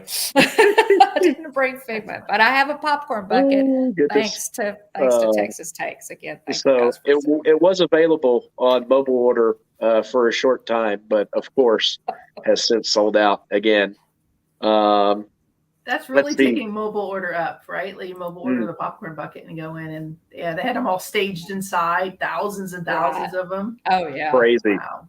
Yeah, it was nuts. Big Thunder Mountain is closed for a brief refurbishment. It'll be reopening on February 19th. So here's one that I thought was interesting. The LA Rams ended up going to Disneyland instead of Disney World after winning the Super Bowl. LA is in, of course they go to Disneyland. I was wondering if they'd let all the players go. And I know the float had a few of them, but they're local. All their families were on the field with them. Yeah. I mean, what a marketing thing to do that. But I don't think that happened for them. But all those kids that were on the field playing in the confetti. I mean, it was so amazing to see that. It was. It was all their parents. Congrats to the Rams on their win over the Cincinnati Bengals. It was, Golly, I sure would like to see a Falcons Super Bowl win. But oh, goodness gracious. He's a Cowboys fan, so don't I listen to him. But I do have, Will, I know I've been dying to put my hat on. Speaking of sports teams, it's not like we have a bunch of sports championships going out of our earlobes in Atlanta. So I know you have your Rangers hat on, so I'm getting my Braves World Champion hat on. There you go. I need a new we're big Braves hat. fans too, Dave. Jeff and I are originally from Tennessee, and so not having a professional sports team in Tennessee when we were growing up, we always rooted for Atlanta. So we're huge Atlanta fans. And then that mid to late 90s, early 2000s Braves team were the ones that I grew up with, and just I mean. All-star roster. Smoltz. Yeah. So exciting. Tom Glavine, Greg Maddux. Greg Maddux. Chipper, and Andrew. Yeah. The list goes on and on. Gotta come out and do the stadium tour. We need to edit that vlog. Yeah, we did that. We did it recently, and that's when they're not at the stadium practicing. If no players at the stadium, you can see the clubhouse. You get to look in. You can't go in, but you can see it, and it was something to see. But if it's during the season or anybody's there getting any treatment or practicing, you can't see it. So we were thrilled to be able to see that. It was really cool. Yeah, I haven't done a stadium tour since AT&T Stadium opened back in like 2008, I think. I did that with my high school group, DECA. But Russ said the reason all the Rams didn't go is because all of them couldn't get reservations. Oh, goodness. Yep. There's a picture of me at a Rangers game, however many years ago. From Garrett, Dave. I know Garrett's throwing some shade on me. With a Rangers shirt and a Braves hat, because we like the Braves so much back then. Yeah, we did. It was the security guard gave us some grief. We were definitely not even a house divided. We were people divided. That's so funny. That's fun though. Welcome in, Ron Darrell Adventures. Hey, Ron Darrell. Thanks for being here. Let's see. Other news. Obi-Wan, the series will begin on May 25th, which a lot of people were like, why didn't you just drop it on May 4th? But apparently that's the anniversary of when A New Hope hit theaters, which at that point would have just been Star Wars, not A New Hope. So, so pretty cool there. It also explains why they didn't pick May the 4th. The parking lot trams at Disneyland will begin running again on the 28th of February. So, Yep. So that's Hitchhiker highlight: Who Framed Roger Rabbit on Disney Plus. I didn't check this note here. It is on Disney Plus. Mom, you looked it up. I think it. I have it on DVD, so I can watch it whenever. So do we. We're like, we could share the DVD. We have it too. I need to look, guys. Don't hold me to that. And the reason, Roger Rabbit was in our Disney news today, but and I just thought, I love that movie, guys. It's one of the first times that all of the cartoon characters from all the different studios were allowed to be together. The studios had to give permission for Bugs Bunny to appear with Mickey, and so it was pretty. All the Warner Brothers. It was a neat movie. I think it's highly underrated. I do too, and I've heard, and I believe it's fact, but somebody will chat can correct me. But I've heard that at one point they were considering, or pretty seriously, putting a Roger Rabbit land in Hollywood studios where the Aerosmith ride is. Oh, that would be, you're kind of hitting our hearts. We're talking about retheming Rock and Roller Coaster, but I'm sure there's, it's been there for a while. Remnants of it. There were remnants of it. I remember it. Okay, it's been a while since I looked at that. It was like he punched through different areas. Yeah. Like there was he ran through walls and stuff there with the tram tour and all that. Yeah. And also too, I was going to say, if it's not there, and you still need your fix, which it is there, but if you needed your fix outside of the movie, there's an episode of Prop Culture dedicated to Who Framed Roger Rabbit. And so, if you watch the movie and you're still trying to get some Roger Rabbit in your life, check that one out. It's pretty neat. Ron, we're from Texas too, so howdy and welcome. Yeah. Thanks for being here. Appreciate it. Let's see here. Check out. So we had Texas Takes on a couple weeks ago, and then we were. Mom was a guest. I was tied up, but Mom was a guest on Adventure by D's stream talking about the Book of Boba Fett series this past Saturday. So check that out, mods. If you can find a link to that, go ahead and drop that. The link to that stream. But I've held off on watching it because I'm waiting to finish. So I'm still halfway through. I haven't made any progress because I've been so busy. But I'm still halfway through episode 6 as far as my notes for the show go and everything. And so I haven't watched the stream yet, but I'm looking forward to finishing it up and then being team replay and watching y'all stream on it. We try to give a lot of advance warning before we go into spoilers. So it's. And Dawn, your knowledge of Star Wars is just so on point. Like, you have so much deep knowledge of it. It's so entertaining to. I know Dave and Dean were on the stream, but I was watching, so that's their thing to do together. But you have such we talk often about it. Mainly, I just let Dean have at it. Dean has he's paid a lot of attention to that Star Wars universe over the years. Yeah. And William's better at it than I am, as far as, and, people, who just really have delved into it. Tracy, Kenzie Day's dad, Tracy Glenn, is a huge Star Wars fan, has a lot of Star Wars knowledge. And William's brother-in-law, Jillian's brother, Jared, has just an amazing amount of Star Wars knowledge, but we love to talk about it, and I guess it shows. One thing I did want to mention, guys, and this one just came up recently.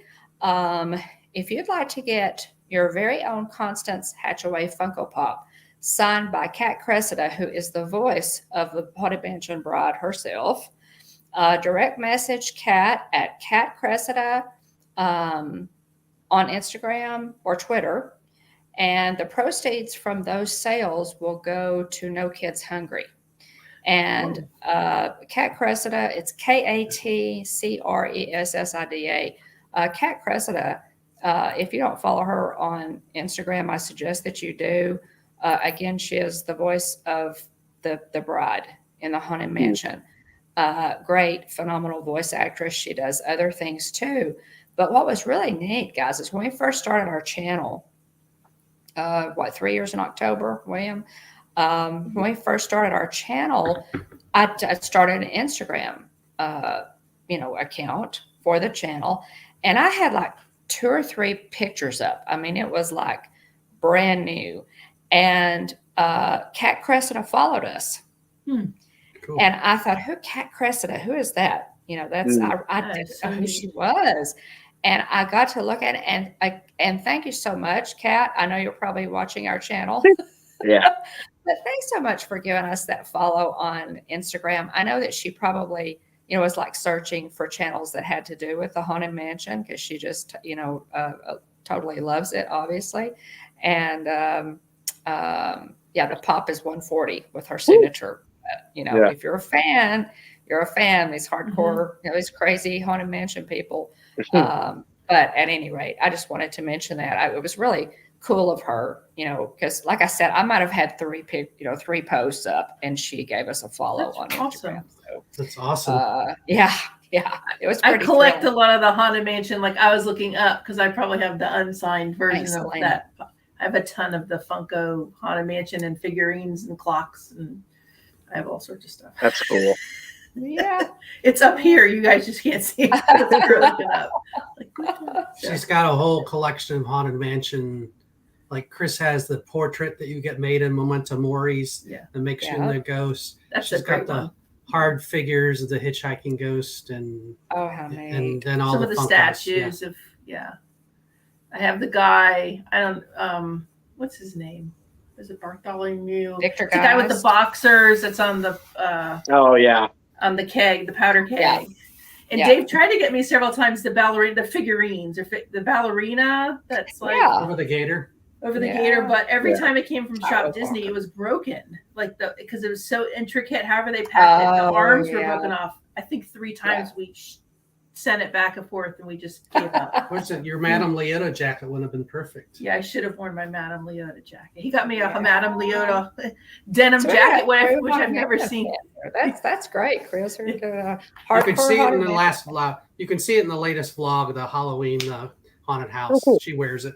The Valentine's haunted house. Yeah, I love it. Yeah, it's so fun. Okay, update on our poll. The ferry boat is at 33%. The monorail is at 67%. We've had 24 votes. Wow. So if you haven't voted in the poll, guys, how do you prefer to get to the Magic Kingdom? You should check the ferry boat or the monorail. So vote in our poll. We'll see where that goes. So option C, any way I can. There you go. I'm happy to go. There you go. Take my money, please. That's exactly. Sorry, Will, what were you saying? Oh no, you're fine. Let's see, other channel news. So we're doing Book of Boba Fett live stream on Thursday. Fett Fever Thursday, 12:00 p.m. Central, 1:00 Eastern. Grab some lunch and join us. We're talking about Chapter 6 on Thursday, and so we're a little bit behind. Life happens, but looking forward to talking about that. Let's see. Also, Jillian is doing her What's Brewing with the Bones show on Saturday morning at 8:30 a.m. Central, 9:30 Eastern. And so she'll give you her best tips for budgeting for your next Disney trip. And so I'm looking forward to seeing that trip and what information she divulges from that. But that also make sure to ring the bell. Keep an eye out for live streams from Hot Springs. We'll see if Mom's able to put some live streams out there. I know she put a short up the other day, but keep an eye out for content there. Let's see, Mom, do you want to do the miscellaneous? Hysterical. That's what my son Dean would say. Yes, he's like yes. He runs down before school and gets the episode in. So it's like kicking him out of bed. He's in high school, and Wednesday was like Wednesdays. It's no problem. No problem. Yeah, up super early. That's funny. Yeah. Guys, if you have not checked out the liveplace.com, it's a website that is basically a TV guide listing for family-friendly live streams. Dean, who takes care of the Live Place for us, does all that great work. Also has a YouTube channel called Dreamers Empire. So check those out. Family friendly live streams. It's, again, you've got extra time. You're thinking, okay, is there somebody live streaming? Go over to the liveplace.com and check out the listing that he has over there. Really, really neat. And we figured out pretty much there's always someone live streaming from Yes. some type of Disney park. And if there's actually not, just go to the Pete McDevitt show, because Pete's on 24/7. He does all the sports and all that. Yes. Yeah, I think he's streaming hockey right now. Women's hockey. Dave had it on. It was like 8 a.m. I'm like, what? Who is that? He's like, that's Pete. What's happening? And then he's like, I said, oh, okay. See, Olympics, different times. Well, yeah. I mean, always on. Yeah. We were watching Pete's it. Always on. Yeah. We totally love Pete McDevitt, the Pete McDevitt show. Please also check out our partner channel, Monarch Moments, in the live chat tonight. Garrett and Michelle and Hannah and Gabe do. They're on the West Coast, guys. They do live streams from Disneyland. Our park, we kind of consider our home park to be Disney World, and we go there more often than we did go to Disneyland. But Garrett and Michelle are in Disneyland, and they have some fantastic live streams. Up on the channel, they also do live streams during the week as well. Fun Food Fridays. They do just all kinds of fun stuff. So check out Monarch Moments, our partner middle channel. of the night streams. Middle of the night streams. Yeah, catch Garrett in the middle of the night. He does not sleep. If you can't sleep, Garrett's there for you. Thanks so very much to everyone in the chat or ghost watching. We really appreciate it, and we love our team replay and welcome in. We had a couple of new people in the chat tonight, so we appreciate you guys being there. Also, if you are a YouTube creator and you want to grow your channel, you should be using TubeBuddy. It's free. It is a great tool. It tracks viewing trends, suggests searchable keywords for titles, tracks channel data. That's really helpful to you in growing your channel. The basic version is free. We have an affiliate link in the description below, and use that to sign up. And then later on, if you decide to do the paid version, it gives both of us a free month. So we highly recommend TubeBuddy. It's really a good tool. We've enjoyed using it. And if you're under 1,000 subs still, it's really cheap. It's like $3 or $4 a month, or less, even $2. I think I'm not sure, but it's a really neat tool, and I would highly recommend it. Stickermule, we've had a lot of people ask about our channel buttons and our stickers. We use Stickermule for that merch. So if you want good quality, low cost promo items, use our Stickermule link, also in the description below, and we'll both get a $10 credit for a future subscribe or for a future order. We did use your affiliate link for Stickermule. We got some nice channel stickers. Thanks. We've given out in the park. So, yes. Well, thanks. We've gotten some people come up, and then you're like, so we started carrying something because they'll ask and they don't remember. So we'll hit it. Yeah, we appreciate that. A Stickermule is a good, pretty, low cost items. We have stickers, we have refrigerator magnets, and channel buttons, I think is what we've ordered so far. But yeah, we've had several people use our links, so we appreciate that. Okay, guys, what do you have coming up on your channel? What do we have coming up? What's current? Well, the Valentine's Day haunted house vlog is the last one. Which is is that an oxymoron? I don't know. Not for me. I would say the last. We went to Dean and I went to a cool aquarium, kind of an indoor aquarium that had land animals. Sequest Aquarium here that's new. And then coming up next week or this weekend. I need a button, Russ. Go ahead. Coming up this weekend, that's okay. We're going to the Georgia Aquarium. I'm going to attempt a live stream inside there. We'll see what signal we have. And then Six Flags, our local park, will be opening the first weekend in March. And then we'll be going down the Wild Adventures at some point in March as well. Carowinds. And then we'll be going to have many things. Carowinds on opening day, which is in the Carolinas. It's actually right on the South Carolina, North Carolina border. Okay. So that's a new park. So that's exciting. And we have a ton of stuff we're editing that will be coming out soon too, like the Atlanta Braves tour. So people can kind of see what that's like if they'd be interested to see that one. Yeah, interested to see that one. I'm glad you said we're editing. we that's the other thing. Like we both film and we both edit. So we Normally, divide and normally one conquer. person Right. films, the other one edits, but we both do both. So we're the That's other good. one's quality That's good. control. It is So nice. when you've been married 20 years, it's the first time we've worked together since we first met 20 years ago. So We met at work, actually. yeah, so it's an interesting dynamic when we're looking at the works other one's well. vlog. And It Yeah. works well. So That's good cool. stuff coming up. Good stuff coming up.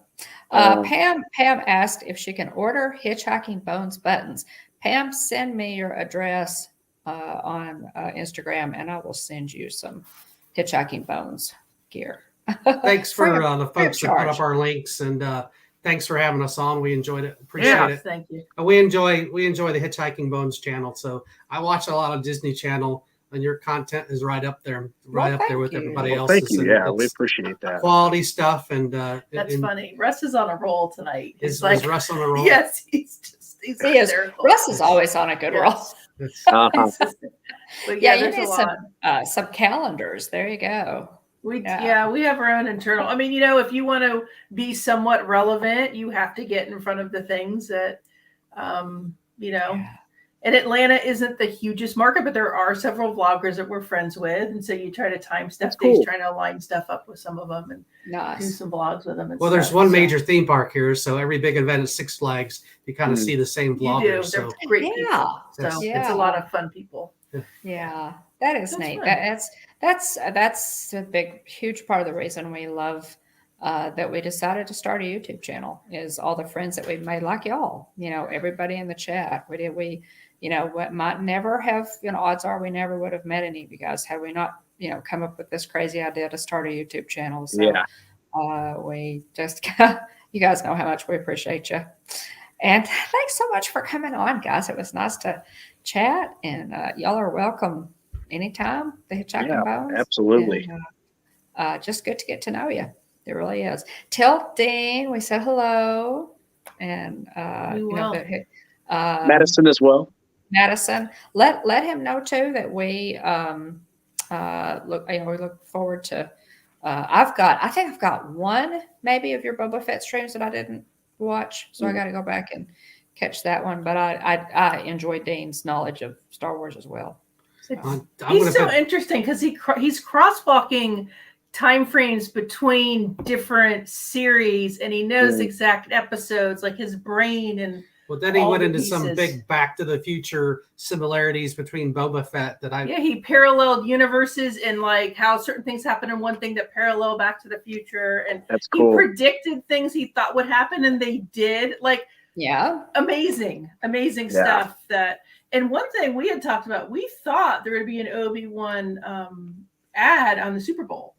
Because he had heard some stuff that something might happen. I actually thought Disney Plus would do. I mean, that would have been a huge thing, but I don't think they did. So that was the one we were waiting for. Like, will Disney Plus do like an Obi-Wan ad in the Super Bowl? Yeah. So.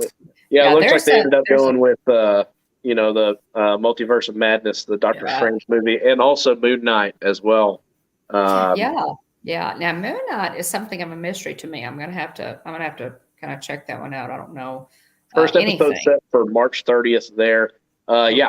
It's going to be completely different. Moon Knight's a different cat, and I think there's going to be a lot of violence, and it's going to be kind of more sci-fi side of things. But it should be really cool. Well, I'm looking for. I'm really pumped, guys, about Obi-Wan, obviously, and the Doctor Strange 2, movie. Since now we are Strange, especially, but I've always loved Doctor Strange because I love the whole wizard time travel. You give me a wizard who can time travel, and you've got just combined two of my favorite things. I just love it. So I'm really looking forward to that one. More Marvel content. If Boba Fett taught us anything, does not matter which Wookiee it is. You let the Wookiee win. That's right, buddy. Good advice. That's a good point, Russ. He said the next phase of Marvel is going to be Strange. I mean, we've already seen hints of that with Loki and WandaVision, and Doctor Strange to come, and Moon Knight, and What If too, which seemingly there's with the whole multiverse of madness thing going on with Doctor Strange, we could see some, hints and pieces of what if thrown, into that movie potentially. That's true. Yeah, Yeah. that's true. Loki Yeah, was there were some pieces I filmed think down here too. Yeah, I think so. Yeah. I think there's some pieces we'll get in there. They really, with all of these different series and even the movies, they all kind of, feed into the big picture story. The place that they're, new directions that they're going with the whole Marvel. It's universe. amazing how Marvel and Star Wars does that. Absolutely amazing. I can't even imagine the brain power and the planning to execute. You have different directors, different writers, and they're all, working towards this script. I mean, it's amazing seeing these stories. And then you have like a Spider-Man where they have like 3 versions of a Spider-Man show up in one movie. So then you're realizing, wait, here's another idea of alternate universes. And it's just, I don't know. It's very interesting seeing it. The multiverse, the whole multiverse, it just shatters all of the walls. Yeah. That stood between any of the, it's really just taken us in such a new direction with all this. We're going to get to see a big continuation of that in Doctor Strange. I can hardly wait. I will probably be with all the crazy people at the Cinemark in Texarkana that opening night. And we always have a lively crowd, so I'm looking forwed to it. I'm sure we will too. Yeah. I'm sure Madison will have us there. Yes, Madison's. He always does the Star Wars, and she'll want to do like Spider-Man. I was like, we are going.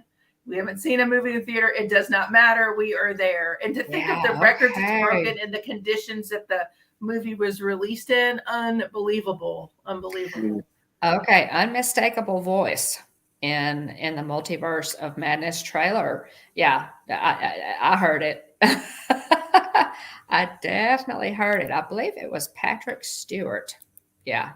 So where is that going? Right? Where is that going? Yeah. Madison's also excited about the 58th Batman reboot coming out. I see Monarch moments coming. Yeah. Jillian's excited about that too, and I am as well. I'm very intrigued. I mean, Colin Farrell as the Penguin. He's hardly even recognizable. They've got him done up so heavily. Yeah. That's gonna be very different. I love Colin Farrell. I don't know if I can go there with him as a Penguin, but it looks interesting. And the way Bruce Wayne's being played in this one is so atypical of a Bruce Wayne. When you see the ads, he's not the suave, debonair. Different. Yeah, he's very. And I was like, I don't know if I like this version of. It's hard to beat. It's going to be hard to beat Chris Nolan. Those movies are awesome. I don't know. We'll see. I'll give it a chance. Yeah. Well, at least Spider-Man finally. What we've told the kids all along is like Tobey Maguire was my Spider-Man, right? Tobey Maguire was mine, and then Andrew Garfield came in, and then you have Tom Holland. I'm like, how many times can you retell this story? And I know it's different takes, but then they take this last one and they put them all together, and you're like, oh, like if that was the plan the whole time. All is forgiven. Probably not, but like if it was, that was amazing. And Batman. It's the same for sure. Do a Penguin story. Same thing. I mean, I guess they do a Penguin story on streaming. Yeah, DC HBO. DC really needs to take a good hard look at Marvel and get their act together. DC movies are not even in the same ballpark with Marvel. And I don't, again, we're kind of chasing a rabbit here, but I really wish that DC would somehow just put out better movies. Wonder Woman, I loved Wonder Woman. I'm glad they didn't screw that one up. There are a few that were, they're pretty good, but they're not on par with Marvel, not even close. So DC, I think, needs to step up their game. New Jurassic Welcome in, Dave. Okay, don't talk about Spider-Man anymore. Stacy hasn't seen it yet. Oh, that's right. Sorry, Stacy. All right. Let's see. Want to thank everybody again for being here. So big shout outs to our guest of honor here on screen with us, Dave and Kris of Adventures by D. If you haven't already, make sure and check them out. Great content I'll be looking forward to watching the Boba Fett episode most recently on y'all's channel. Want to thank Aunt Susan and Aunt Joy, Jillian, Kylie, and other family members, BDF, Dean the Turkey Legster, Tina DCS, Kevin Theme Park Adventure, Chris on screen with us, Adventures by D, Catherine Welby, Captain Akron 27, AJC Magic TV, Brian K, Debbie Burnfield, Mike Wheeler, Jonathan Chong, Texas Takes, Annie Coog 86, Monarch Moments, Mickey's Girls, Walton World with Russ, Pam's Fam, Movie Mania Nick, More Sunshine Please, Is Our Dream, Elena K808, Ford Man, aka Kenneth Oakes, Stacy Rogers, Ron Darrell Adventures, and Space Mountain Dave Cantrell. And if I missed you, I'm sorry, but let me know so I can thank you next week for properly being here. I do the best I can to write everybody down. You rarely miss anybody. I try real hard. Very good. You do very good at that. But yeah, thanks to everybody for being here, and especially, a shout out to the mods as well for keeping the chat family friendly, so we can focus on talking Disney content and enjoying each other's company here on screen. But again, big shout out to y'all. Thanks for staying up late, getting close to burning the midnight oil for y'all out there on the East Coast. So appreciate y'all coming on and talking parks with us. We'll just stay up with Garrett as soon as we get off here. Yeah, there you go. Keep us awake all night. Okay, last chance, guys, to vote in the poll. We're at 27 total votes. The ferry boat stands at 30%. The monorail is 70%. So wow, the monorail is, which I kind of figured it might. It's iconic, though. I don't hate the monorail. I just like the boat more. I always I always thought they should build it and expand it all around. Just like I assume at some point the Skyliner will be expanded to get you to Disney Springs and maybe some other resorts. And they need something that connects the hotels and the shopping and more than a bus, right? So ultimately. Let's pass Dave's bedtime, so we probably should. Probably should wrap it up. Thanks, guys, for being so awesome in the chat. We appreciate you guys so much, and look forward to having you here. Pam, I'll send you that button. And Garrett, do you not have buttons? My goodness, have we not sent you buttons? We need to. So we have some of your buttons, so we'll send you some too. And if you'll just send us a direct message on Instagram, I'll send you a button if you want one. Thanks, Kenneth. Thanks, Kenneth. Definitely. Thanks so much, guys, for being here. Thank you for having us on. It was fun, and I always enjoy talking with the Hitchhiking Bones. Yes. Well, anytime, we appreciate y'all. And we look forward to more content. Gosh, you guys are on the move. Definitely check out Adventures by D's channel. Guys, give them a sub. All of their links to social media, all of their social media presence are in the description of this video below. So check out all of that. And, guys, just keep doing what you're doing. Your content, I don't know how you do it. I don't know how you get to all of it, but good stuff. Definitely. It's the calendar. Calendar. There we go. I'm telling you, it seems to me like you do need to do a calendar, right? Yeah. You do Adventures by D calendar, and we sell it. You need some merch, right? I think people would be bored. by our Google Calendar.